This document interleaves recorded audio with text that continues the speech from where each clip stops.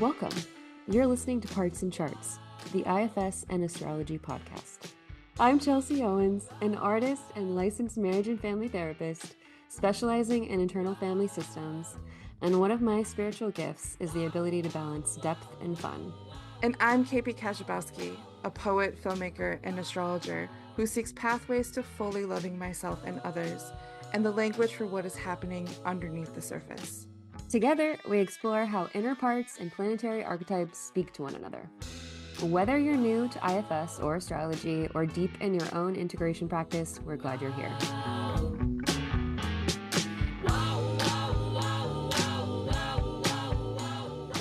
Hello.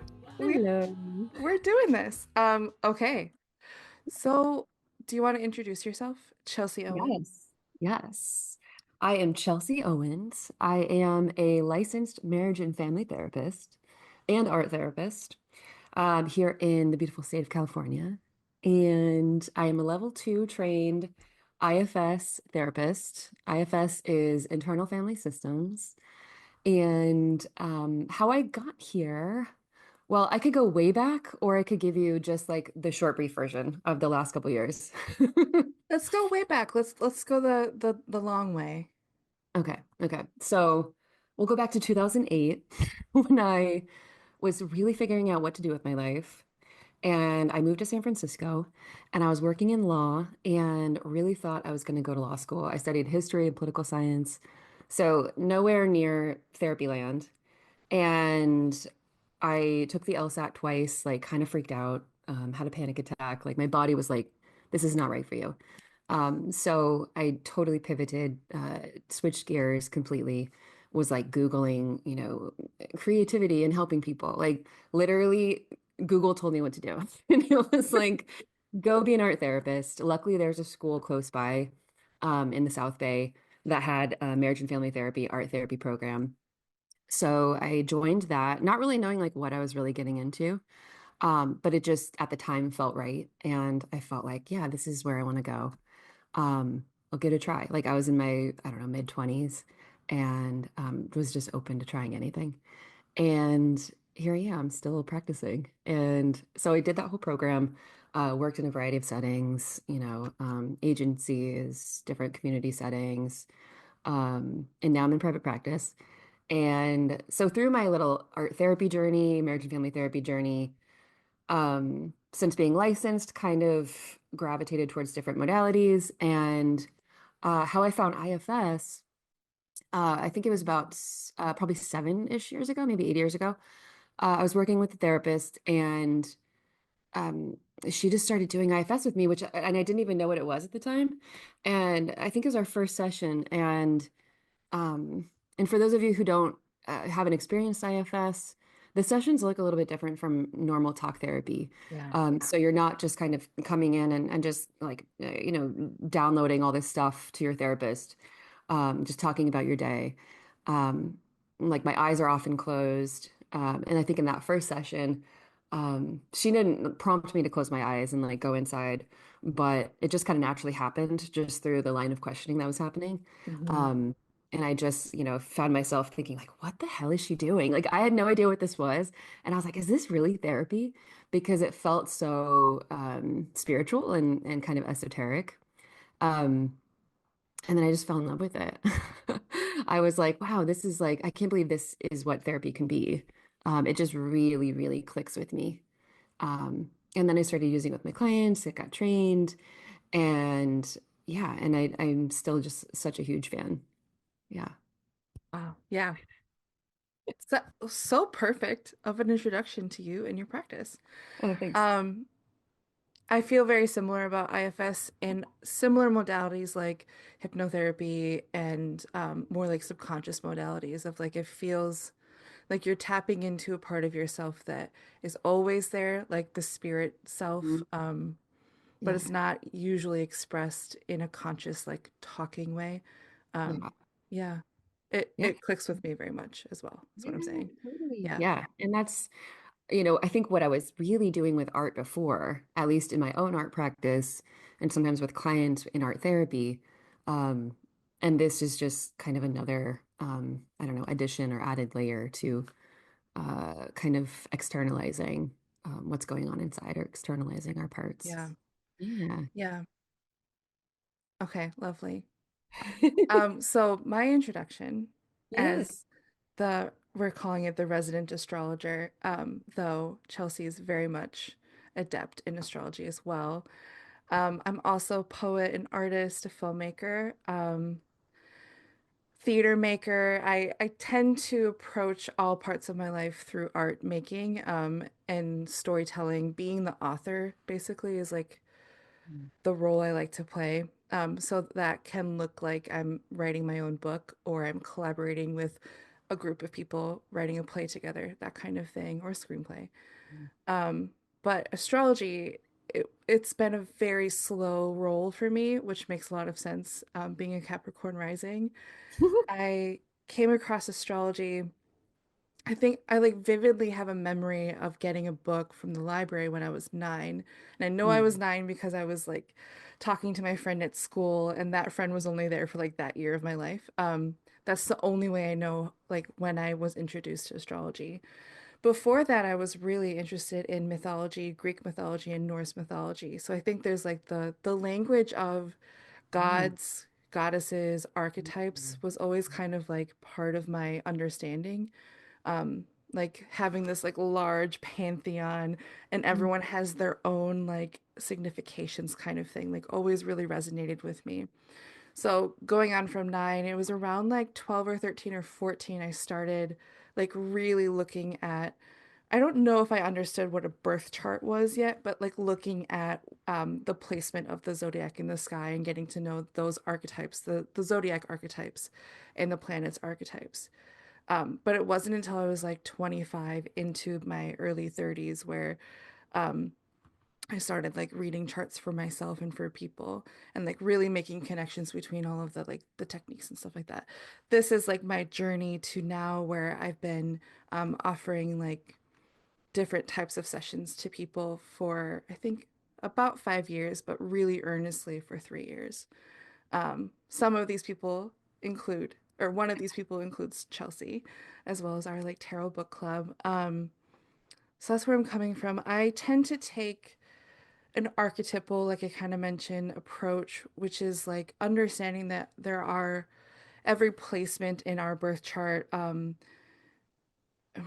We let's go back a little bit. Like we have all these parts of ourselves, which is like IFS language as well, that have in some moments a part wants to be talked to or honored or listened to, I guess. And then other parts of your life, there's maybe like your moon sign really needs more nurturing or whatever. And it's more apparent the more you get to know your own chart and its placements. So Mhm. that's kind of how I approach it with clients and myself, understanding that the planets are always moving and always activating or lighting up certain parts of your life. They're never sitting still. Mhm. And so, like, you may identify with having a Sagittarius sun, like that's the sign or the placement that you identify the most with. But there's all these other placements, these planets that every other person on this planet has influencing the moment that they were born, but they're slightly different for you, though there is commonality in all of us as well. Mhm. The other important thing to say for listeners is that I have committed to or devoted to Hellenistic astrology, which means that I read charts with the whole sign, like dividing method. My techniques are sometimes many thousands of years going back that we're still using today. I do take the psychological or like self-development approach that modern astrologers do, but it is more based in like us as a collective, reading signs and tracking patterns than more modern astrologers tend to talk about astrology. So Mhm. that's my introduction into like what do I do and how do I do it? I thought it would be interesting for us to propose our hypothesis, Chelsea, and Mhm. why we're combining IFS and astrology in this long form project of ours, this podcast. Mm. Yeah, I think How that's would you beautiful. phrase that?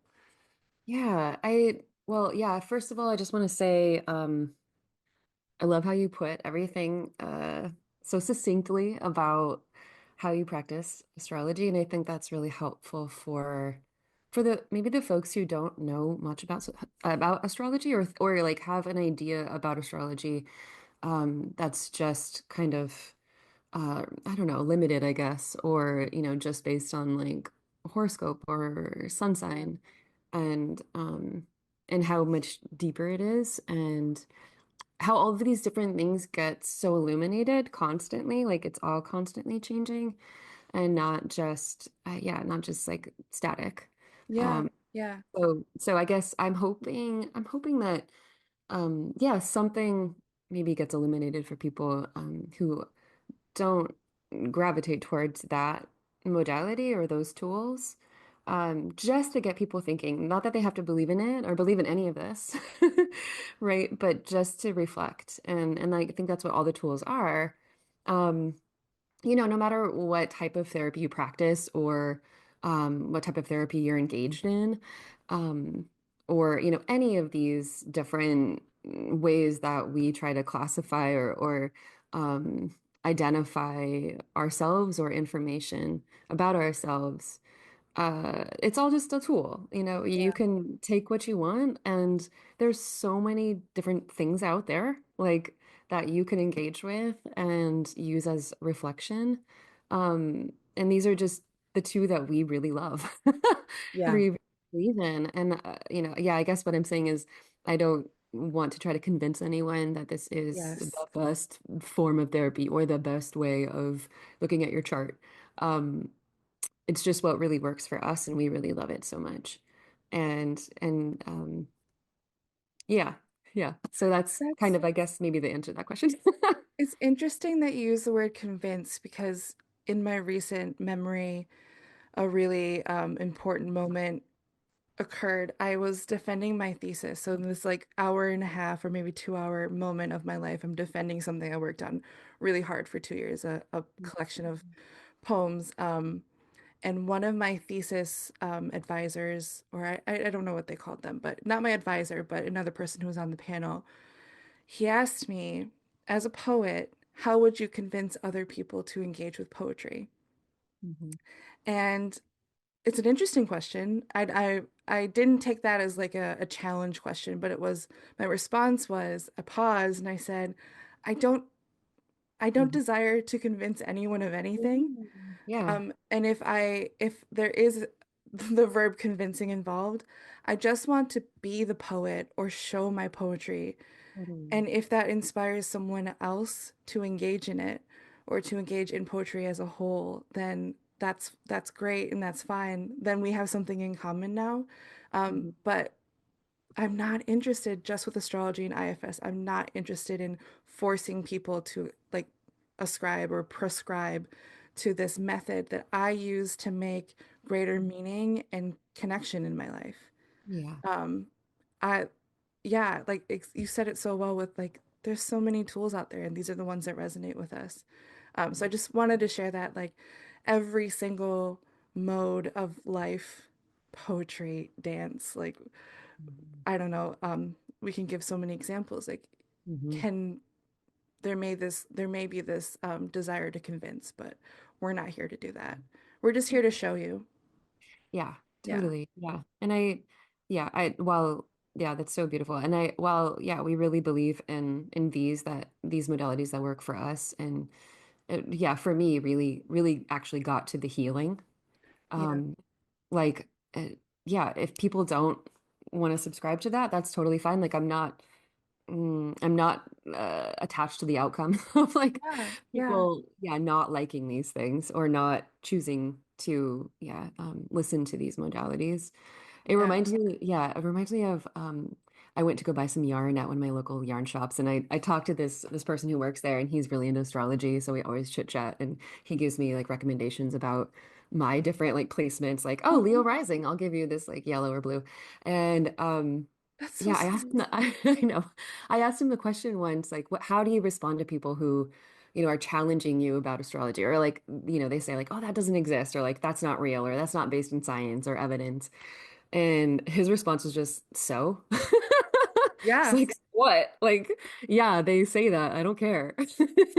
Yeah, that's a good response. Yeah. Recently, I had a response I am not super proud of, which is like, well, fantasy football's not real either, but like a lot of time and energy and connection is made through it. So like, Mm, I love yeah. that for you. And like, I shouldn't have said that because it is real. It's real. It's And good. it's not a question of reality, it's a question of connection. Yeah, totally. Hmm. Yeah. Anyway. So, okay, so our hypothesis is that IFS as a tool, like you said, like really got you to the healing, and astrology as a tool to get you to the healing or to get you to meaning making. Our hypothesis is that there's so many similarities in not just how things are talked about, but like how the tools can be used. Um, right? How would you phrase it? Yeah, I think so. Yeah, that's great. Hmm. Yeah. Yeah. So our intention with this podcast is to um, either choose a topic or a set of topics and approach them from our two different disciplines. Like, how would we talk about, or how would we lead someone through this discussion using IFS and astrology? And then maybe in each episode, we will find how it's similar and how it's different. Yeah. And both discoveries are great. Hmm. The ultimate intention, we're not sure of yet because we're on this like expedition. But I feel really good about our hypothesis, especially from the framework of the astrology framework of all of us have the same parts, but Hmm. they're just in different spots and they're interacting in different ways. Yeah. Yeah, Hmm. yeah. Yeah. Hmm. And I know there's going to be overlap. Oh yeah. There will We've be we've talked a overlap. lot about it already. Yeah, for sure. Yeah, so I can't wait to dig in. Yeah. Um, from here, maybe do you want to talk a little bit about IFS as you see it, or like what's like the basic foundational information we should share? Yeah. So internal family systems is a therapy modality. It's probably been around since the 80s-ish, founded by Dick Schwartz. He was a family therapist, worked in a lot of really intense settings, mostly with eating disorders when he was developing this model, and just like kind of spontaneously discovered that we all contain parts. And through working with his clients, who basically kind of showed him this model, right? And how, yeah, we contain all these different parts. They're like little beings, they're like little spiritual beings inside of us that contain memories, traumas, thoughts, feelings, all of it. And if you've ever seen the movie Inside Out or Inside Out 2, highly recommend. It feels like a very IFS movie, and a lot of people talk about that. And that feels like a pretty good illustration of what it's like to have all these parts inside, and um, yeah, and how they all interact with each other, how they can sometimes take the wheel, be in charge, and they all have, um, I want to say like different intentions for us, but a lot of times they have similar intentions for us. Like they want us to be safe, they want us to be happy, they want us to be loved, they want us to be connected.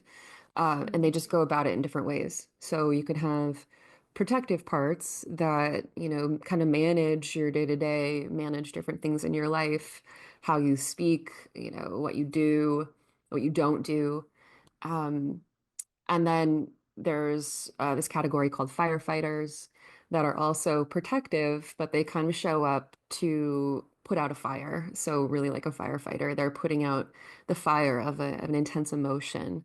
Um, so they could show up as kind of coping with that feeling. Like let's say you what would be a good one? Like it kind of shows up as like substance abuse sometimes. That's Yeah. often an example that we use. So, maybe shame comes up or sadness, right? That the system really doesn't want you to feel.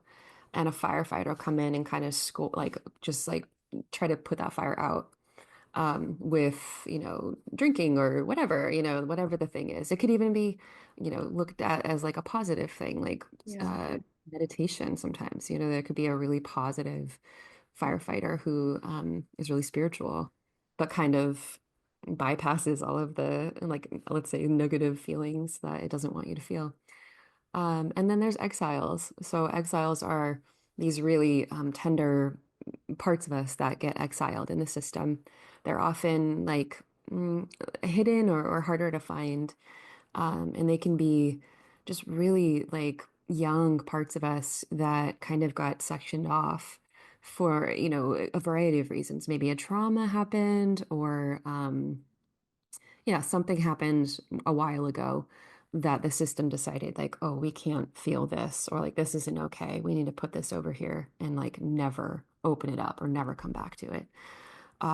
So one of the goals in therapy is to go to those exiled parts, heal them, integrate them back into the system, and before that, getting like manager, protector, permission to go there and kind of get them all on board with the whole healing process. So that's kind of like really Yeah. abridged version of kind of IFS and what we do and some of the language that we use. Does that make sense? Yeah. And what I noticed in so Chelsea and I had a session. She was the practitioner, obviously. What I noticed is that it was maybe not gentle, but it was very much like without force. It's more about acknowledgement or like getting to know what's happening and receiving information, which I really appreciated how you were how you as a practitioner balance like being a guide, like a forward motion guide with like really great listening skills, and like clarifying questions too. This modality compared to other ones I've experienced felt like a really good blend of like you can set an intention when you're going in there, but it's really teaching you how to like be a good listener, be a good friend. Yeah. Do you Yeah. want to talk maybe about your experience with our session from your point of view? I trust that you will not share personal details, but like how it felt from your point of view. Mm-hmm. Yeah. And I mean, to be really honest, like, because I've done this so much, Yeah. I don't want to say it wasn't unique because I don't want to minimize like your Oh, experience, or your parts, but yeah, it felt to me like, um, yeah, like a common kind of, I don't know, maybe process of parts, self to yeah. parts coming up, kind of, I don't want to say parts getting in the way, but like parts coming up, asking them to move back, kind of doing this dance of just bringing in more self energy, Yeah. bringing in like your self to part relationships, maybe sometimes, maybe for the first time, for some of those parts. And um, yeah, so it felt to me like what kind of typically happens in a lot of sessions. Yeah. Yeah, yeah, So I hope that's helpful for a listener to hear like and like I know it's helpful for me at least. Yeah, it's like a dance. It's like a very special dance to be able to trust someone to like that could guide me through it so I could go deeper. And at the end of our session, maybe this isn't when we talked about it, but we did talk about it recently where like it's so difficult to do that kind of work alone because it yeah, can be really hard to tell what part is speaking or if it's yourself or it's not yourself. And it's so helpful to have someone else's outside perspective. yeah, for Yeah. sure. Because you're so in what you're in. Like you Yeah. as a kind of client, you're so in a visual space or Yeah. just this energetic like experience that you can't necessarily be in that and also like have this kind of overseer that's like, okay, now do this, now do that. Yeah. Like, Yeah. you know, total therapist brain or guide brain, Yeah. like, looking at it all. Like, I just don't think you can really do that. It's a So you really really, oh, go extra, on. Go yeah, ahead. you really need the extra like help there for Yeah. sure. Yeah. It feels like meditation where it's just like you're getting so deep into this like no time Yeah. space. And I got very visual information where I guess other people don't always get visual information, right? Yeah, yeah, yeah, not all the time. People can have Yeah. just like a very like visceral experience or very somatic experience or Yeah. just hear things.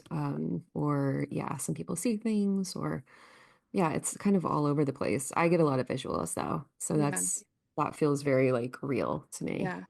That makes sense as a an artist for sure. Yeah. Um, it does feel really similar to psychism as well, or receiving information from a figure that's no longer living, or um, it feels similar to that, but it's obviously like inside of your own individual experience. Yeah, Yeah. I'm a huge fan of IFS. Me I'm a too. huge fan of Chelsea Owens's IFS. Thanks. I'm just so glad you could experience it. Yeah, Yeah. it was amazing. I will say like it is very the effect was very similar to subconscious work I've done, Yeah. where like the day after, maybe 2 days after, I was so low energy, which is kind of how my body feels after like purging's not the best word, but like when there's a great energetic discovery and like maybe a release. I wasn't sure if there was a release involved, but yeah, it I'm feeling it reverberate in my life in a lot of different ways. It's only been one session so far. It's beautiful. Yeah, big fan. Big fan. Is there Um, anything to yeah. say about astrology and your practice? Mm, And anything else you feel like you need to define or explain? yeah, I maybe it's helpful in the first episode to talk about like how the practice of astrology began as an omen tracking um practice, like and like thousands and thousands of years ago. Mhm. Basically, when we started calling a group of people civilizations, and before that, astrology was used to tell if there was going to be a bad crop or if we were going to survive the winter. Like that kind of information was really important at that time, still is. But that's how astrology was used. And astrology and astronomy for a very long time were connected until it split off. And I'm not going to get into the dates and years because honestly, I can't remember the numbers very well. But the progression is interesting because it shifted from this like greater collective or like are we going to survive kind of basis of information into a more introspective or personal practice or Mhm. tool. And it was kind of around when religions, like when Buddha and Jesus came around, religions shifted from more of like a greater collective experience discussion into like the what's the phrase? Heaven is within you. The Mm. kingdom of God is within you. Like that's what Jesus taught us. If we're going to boil everything down, is Jesus taught us to love one another like ourselves, emphasis on selves. And Buddha taught us that we have everything we need inside of ourselves. We must go inward. Around that time, like within in that 1,000 year basically bracket, astrology shifted to like we started seeing we have records of individuals' birth charts being marked down. Mostly like the royal people or people who like the moment they were born was very important. So like kings, popes, that kind of thing. And that's really interesting to me because in general, we started seeing the more of the macrocosm and microcosm of like what we're experiencing inside of us tends to reflect externally, or what we're seeing in our community is reflecting in the sky. And then those patterns being tracked to like the second and like the millisecond sometimes of when a planet shifts into a sign. So Wow. many like undeniable mirror moments happen. Like this planet shifts into this zodiac sign and then all of a sudden there's a famine, or all of a sudden there's a like a brand new religion pops up. Something like that, or things like that. Then getting to the more detailed personal psychological self, which like right when we started developing, humans started developing like psychotherapy or therapeutics, is when astrology also shifted into that more like examining one's own behaviors or one's own reactions, like that kind of thing. So to me, it's it's like parallel lines. and how we're experiencing other parts of humanity. And I'm curious how astrology will adapt or shift the more like we rely on AI or Mhm. robots or Yeah. other types of technologies, and how astrology will become useful in a new way or a different way. Um, Hmm. I don't know if I'm like kind of going off on a big tangent right now, but that's a context for astrology that is interesting to me. Again, I'm not interested in convincing anyone to believe in astrology, but being able to track these patterns and see co-prevalences gives me a lot of like hope or Hmm. information. It gives me good information to know how I may approach something that is arising in my life. Is like one of the most vague ways to put like there's a planet about to do something with one of my natal planets. My like like the sun when I was born was in Libra. And if there's a planet going over that sun marking on my birth chart, then I may want to be more mindful of X, Y, and Z, like that kind of thing. And I Hmm. do that for clients as well. Yeah. So, yeah, Beautiful. yeah. Yeah. Do you think I should talk about something else with that? Or, I mean, astrology is hard to boil down. I think that's part of its allure for me.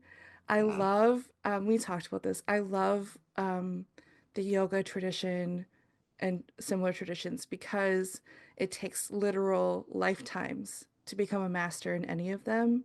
So Hmm. in one lifetime, you can only experience and like practice a little facet of it. That's why astrology is absolutely Hmm. dazzling to me. And you are a genius. You you won't admit it, but I've witnessed it. Like you're a genius with what you've studied so far, and I just know that you have so much information. And I also hear like, yeah, and there's just like books and books and books and Yeah. volumes of more to learn. And but Yeah. you also know a lot. I do. I wonder if I don't know if I necessarily believe in past lives, but I'm interested in it. And I wonder if maybe there was an astrologer in a past life who's given me a little bit of like the base knowledge or the base energy to build Mhm. off of, because it's like it's strange to me that I've been so fascinated by this and dedicated almost my whole life. Yeah. And like in ways that didn't feel that intentional. Yeah. Like it's just kind of like my spirit has guided me toward Yeah. these kind of traditional thinking. Like the like being obsessed with myths as like a very young child, I think was like, okay, here's your basic building block because the next is the birthday book, if you know what I'm talking about. Hmm. The big like honker with everyone's Right. birthdays in it. That was a Love big it. one for me.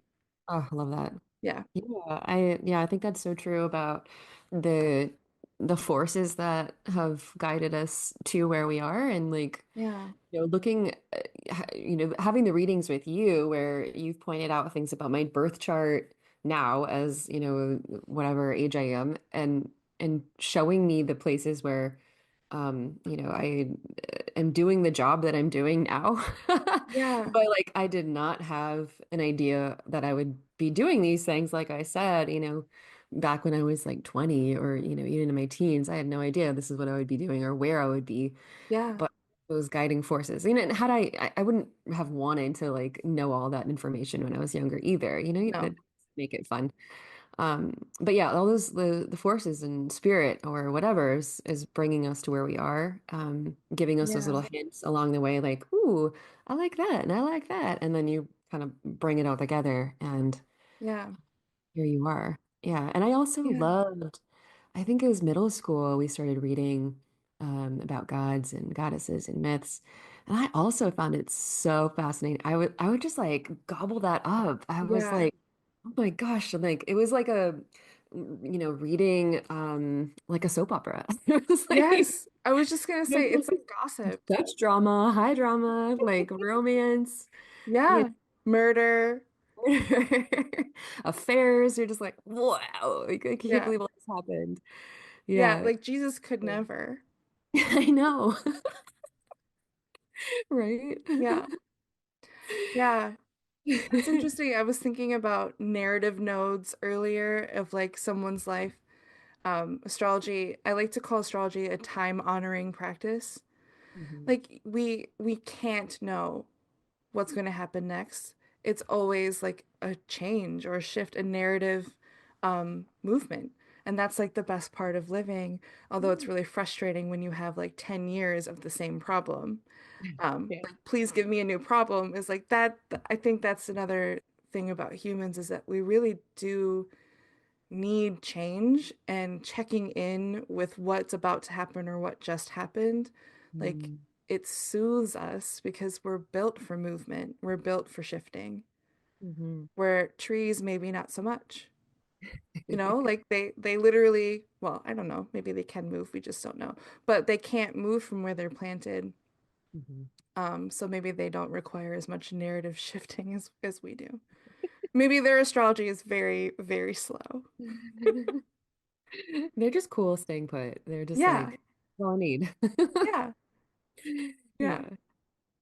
Well, maybe it would be fun in future episodes, or maybe the next episode, to also give people what they want, which is to know more about our own astrologies, our own like birth chart information. Um, I yeah. know you already said that you're a Libra sun. Oops. So we'll leave it there. The rest of it will come later. And you're a Leo rising, you said. Yeah. So, Mhm. uh-oh. Now everyone knows every detail. Yeah. Yeah, I We'll mean, tell you my the birth rest of chart it. is what did she say? We'll tell you the rest of it later. Yeah.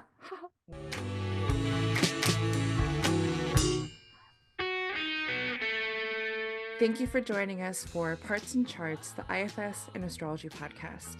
If something sparked insight or resonated with you, we'd love to hear from you. No, really, we're here to make friends. Reach out to us. Leave a comment, subscribe, and if you feel called, share this episode with someone you care about. Or if you want to work with us one-on-one and go deeper with this work, check the link in the show notes for how to find us. Until next time, may all of you feel a part of the family.